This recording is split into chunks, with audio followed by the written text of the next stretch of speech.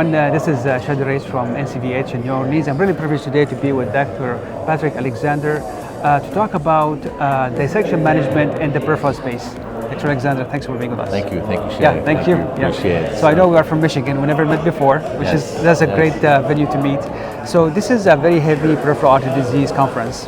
And as you know, post ballooning or stenting, there's a dissection.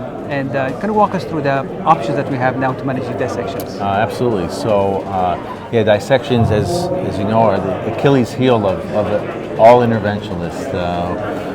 We hate to see them, but we know we will see them. Yes. And they do influence the patency of the arteries and the vessels you're treating. So the management of dissection is very important. So traditionally, we would perform serial balloon inflations or prolonged balloon inflations in hopes to quote unquote tack up the dissection by sticking it to the wall. And the longer it sticks to the wall, the less likely it will unstick, if you will, after you release the balloon. And we know from prior studies and experience that doesn't always work. Our hopes don't translate into outcomes and patency. So what we have available now is actually a small, what I like to call miniature stent or tack. And that stent or tack can actually act as what we've been doing in the past with balloon inflations, but permanently, by keeping the dissection plane stuck to the wall and hopefully improving patency. And we've seen that in the clinical trials, that the patencies rates in vessels that were treated with the endovascular tack were far better than those that were not. So, and to your point, as you said, sometimes we inflate the balloon and wait and then take a picture. It's good. Get out. Yeah, exactly. But now we have this. So just for the audience, I know this is a company relatively new and was recently acquired by Philips, so it's becoming more broadly used. So it comes in different sizes, and how many loads does it come with? So there's two primary systems, one for above the knee and below the knee, two different sizes, but for the above the knee it's usually between a 4 and an 8 millimeter, and they put 6 of them on one catheter. Okay. So you have the option of deploying one tack, 2, or all 6 of them, depending on the extent of your dissections.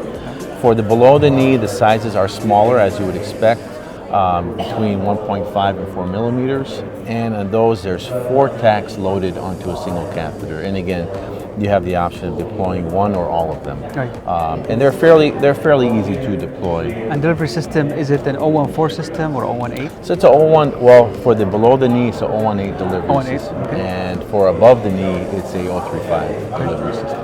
Any issues from your practice? I know you have been using it for a while. I mean, not because you have dissections, because I mean, you're familiar with it.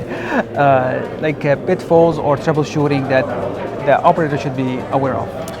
So a majority of my practice is critical limb ischemia, and a lot of below the knee disease, a lot of chronic total occlusions. And if you're going to use the tack, I think as it has shown in almost any technology, you really need to prep the vessel. Yes.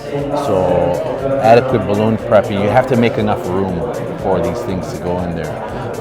And then as far as deployment, it's a pin pull technique, and usually after a few cases you kind of get the hang. Sometimes you got to push a little as you're pulling, and coordination. The coordination, having good imaging, but all in all, it's a fairly easy device to work. And the biggest advantage, I'm just speaking based on limited experience, is you're not deploying a long stent to tack that dissectional flap versus just small kind of frame. If we say, just to tack that dissection flap. Absolutely. I mean, let's say you have a small dissection in multiple segments of the artery, and to treat all of them, you would have to put overlapping stents, and you're talking about multiple stents, long range of disease as coverage, and you'll be stenting some parts that are healthy. Exactly. And with the tack, you have the option of covering a long segment with very focal treatment zones. Especially if you know exactly where's the inflow of that flap. Exactly. Well, thank you so much, My pleasure. Patrick, for your time. Really appreciate your input on the management of the section for above and below the knee. Please watch his videos and others on NCVH YouTube channel. This is Shadi Reis from New Orleans. Thanks again.